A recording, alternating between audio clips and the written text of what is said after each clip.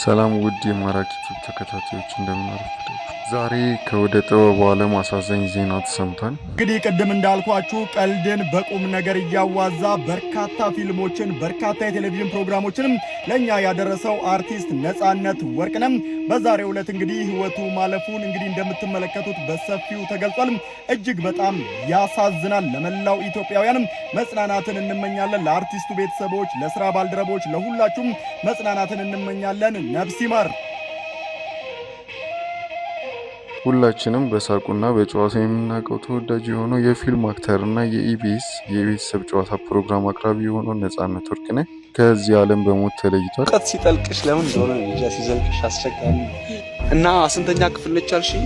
4ኛ ዓመቷ ላይ ነው። ለ1 ዓመት ተቀጣ ከዩኒቨርሲቲ ወጣች። ምን ነው የዩኒቨርሲቲ ምግብ አልተስማማኝም ብላ ዶርማ ውስጥ ታበስል ተገኝታ ነው የተቀጣችው። ለሆዷ ሟች ናት በኛ። ነጻነት በመላ ኢትዮጵያ የጥበብ አፍቃሪዎች ዘንድ እጅግ ተወዳጅ ነበር። በኢትዮጵያ ፊልምና የቴሌቪዥን ዘርፍ በተለይም በኮሜዲ ዘርፍ የተወደደ ተዋናይ ነበር። ይሄ ሹመት አይደለም፣ ሹመት ነው። በጣም ትልቅ ከባድ ሹመት። እንደ ሳዳም ሁሴን ጢል አርጋችሁ አትሰቅሉኝም። እንግሊዘኛ አውራ ከምትሉኝ ምን ነው እንደዚህ አንገት ሙቀጫ ስራችሁ ወደ ጥልቅ ባህር አትሉኝም? ነጻነትን ወደ ዝና ጎልቶ እንዲወጣ ካደረጉ ፊልሞች መካከል ኤፍቢአይ ተከታታይ ፊልም ፕሮግራም አንደኛው ነበር። ኤፍቢአይ 1 2002 ላይ ወጣ። ኤፍቢአይ 2 ኤፍቢአይ 3 እያለ ቀጥሎ በህዝቡ ዘንድ በጣም ተወዳጅነትን ያገኘ ፊልም ነበር። እዛ ላይ ነጻነት ዋና ካራክተር ሆኖ ነበር የሚሰራው። በዛ ፊልም ጎልቶ ወጣ። ከዛ በኋላ ብዙ ፊልሞችን ሰርቷል። ምን ነው አትደውሉልኝ? አብሮ መጠጣት፣ አብሮ መብላት ይሄ ነው፣ አብሮ መዋል ይሄ ነው። ማንቆራፋት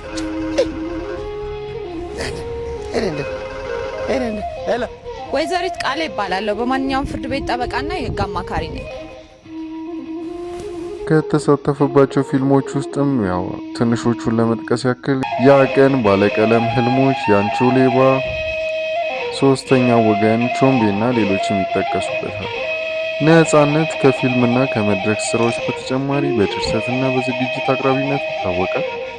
በዚህም ተወዳጅ በሆነው በኢቢኤስ ቴሌቪዥን የቤተሰብ ጨዋታ ፕሮግራምን ለረጅም ዓመታት በዋና አቅራቢነት ለህዝቡ ተወዳጅ በሆኑ ቀልዶች እያዋዛ ሲያቀርብ ቆይቷል።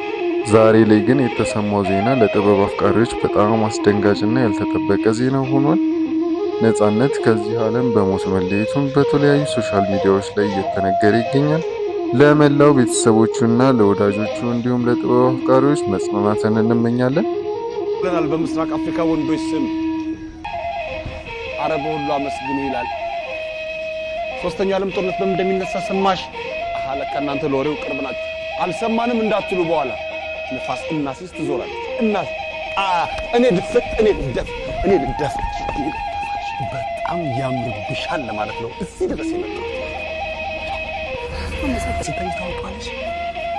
እና እኔ ካላየው አላምንም እኔ ቡን አላውቀውም ለማለት ነው። ደረቅ እንቁብሻል ምን አባቴ 13 ወር ፀሐይ ለምታገኝ አገር ይኖር ምን አባቴ መሆን ነበር። በነገራችን ላይ ፀሐይን በካርድ እናርጋት እንዴት ማለት ጥሩ እንዲቀርቡ መነጋገሩ እኮ የሚጠቅመው ለዚህ ነው።